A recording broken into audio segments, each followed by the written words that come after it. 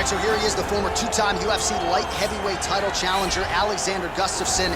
There was some retirement talk a few years ago, but he seems to have his head screwed on right now. Came back with that huge knockout of Glover Teixeira not all that long ago that many argue was the best performance of his UFC career. Yes, and I'm glad that Alexander Gustafsson is still here. Yeah. Because why would you leave when you still are so valuable to everything that happens in the UFC light heavyweight division? A very, very skilled striker, underrated wrestling, has scored takedowns on some of the best wrestlers the UFC light heavyweight division's ever seen. Tall, big, great cardio, a fantastic fighter is Alexander Gustafsson. And he's gonna hang around at least long enough to realize a third crack at that elusive UFC light heavyweight title. Well, this guy has truly made the takedown a thing of beauty in mixed martial arts. With respect to yourself and George St. Pierre and the truly great takedown artists, this guy's closing the gap and entering that company in the eyes of many. Oh, absolutely, because he's done such a great job of timing takedowns. I haven't seen anyone so good at slipping a jab into a takedown since George St. Pierre. Right. He does a phenomenal job of getting from step 1 to step 2 before his opponent even realizes, now he's in on my leg. And if they do get their hips back, immediately he's up into a foot sweep, or a headlock, or an inside trip. It's just so many different ways for him to get you to the floor that he will throw every single one at you every single time. And a lot of fighters talk about that wrestling maintenance and how hard it is, right, over the course of a career to continue to drill those things. He talks a lot about that, and that's why he's continued to realize success here in the UFC. Our tale of the tape for this light heavyweight tilt. Gustafsson is 5 years the elder. He will have a 2-inch reach advantage. All right, now for the official introductions, we go to the veteran voice of the Octagon, Bruce Buffer. Ladies and gentlemen, this fight is 3 rounds in the UFC light heavyweight division. Introducing first, fighting out of the blue corner, a mixed martial artist holding a professional record of 18 wins, 7 losses. He stands 6 feet 5 inches tall, weighing in at 205 pounds. Fighting out of Stockholm, Sweden, Alexander Gustafsson.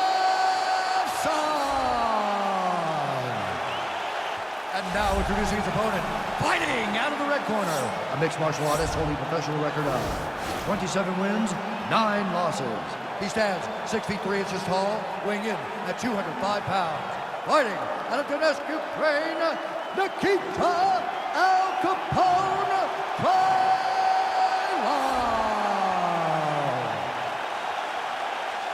And when the action begins, our referee in charge of the Octagon is Dan Mergliata. Dan Mergliata. You ready?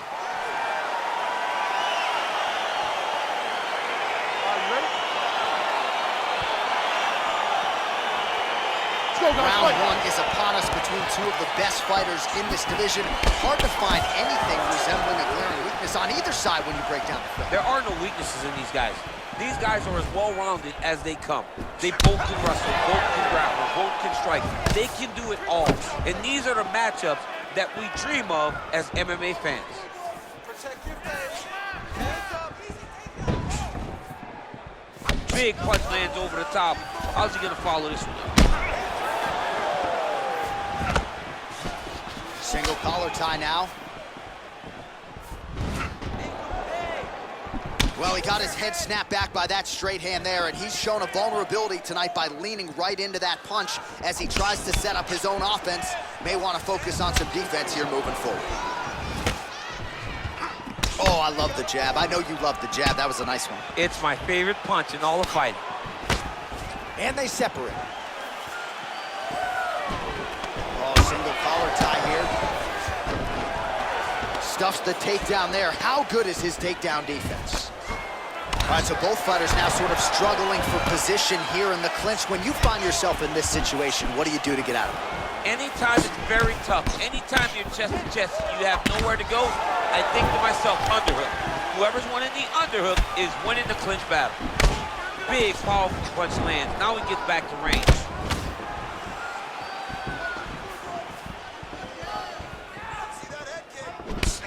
Oh, tags him with the straight. Nice job there by Alexander Gustafsson. So just over 20 total strikes have now landed for Alexander Gustafsson. Good series of strikes by him there. Great job of mixing it up, staying active, keeping busy, doing great work. Under 2 minutes to go. Visibly limping here.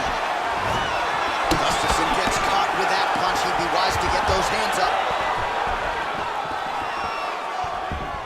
Oh! Wow, huge head kick.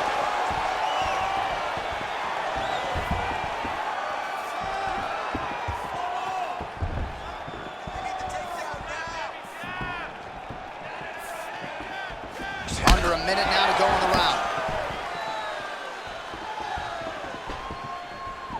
Punch is blocked. Oh, huge hook.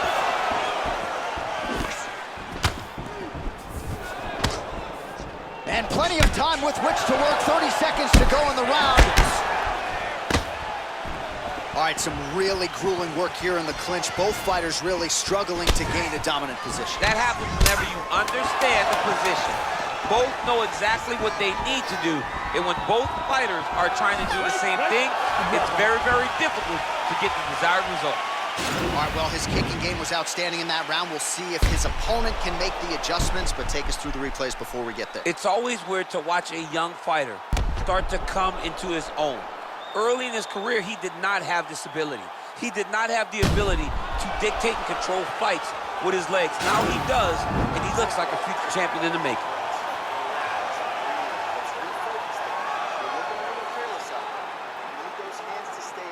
All right, so here we go with our next round, and there was a lot for him to like defensively in the previous round, almost as if he's 1 or 2 steps ahead of his opponent in terms of seeing the strike before it came his way. He did a great job of moving his head as his opponent was attacking. But then when his opponent tried to string combinations together, it was his block defense that was really saving the day for him. Oh! Beautiful body kick. Good stick. Another shot lands upstairs.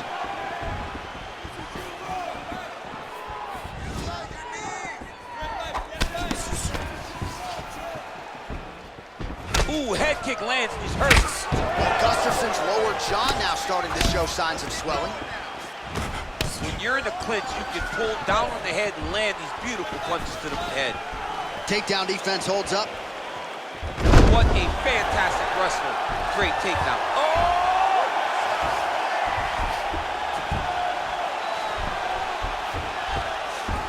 Oh, we're getting a finish here.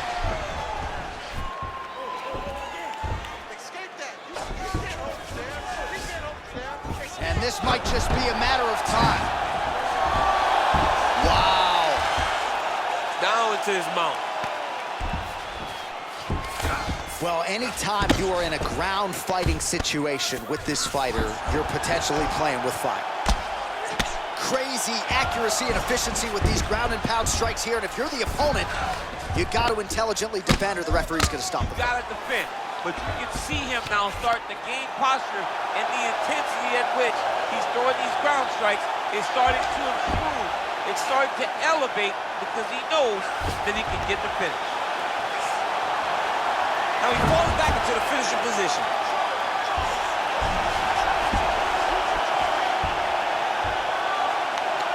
He got it, John. Oh, he got it done, absolutely. He finishes his opponent by way of submission.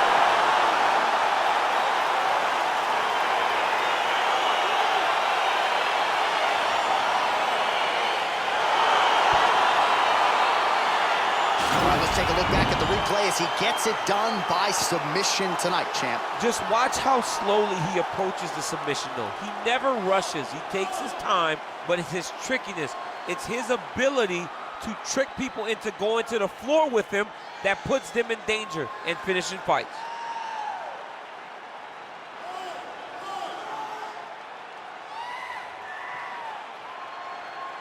So there he is, your winner by submission, and that's exactly how you put the rest of this division on notice. Looks like this guy could be a factor moving forward in this division. Ladies and gentlemen, referee Dan Mergliato's called a stop to this contest at 3 minutes, 17 seconds of round number 2. Declaring the winner by tap out due to an armbar, Nikita Krylov. right, so what a performance by this young man here tonight as he gets the win by way of submission. He certainly put a lot of stock into getting the finish tonight, and he did just that. Congratulations. It was very tough fight, but he knew that if he did everything right, he can get to his position, which is the crown, and he would be able to finally finish by submission tonight. He did just that.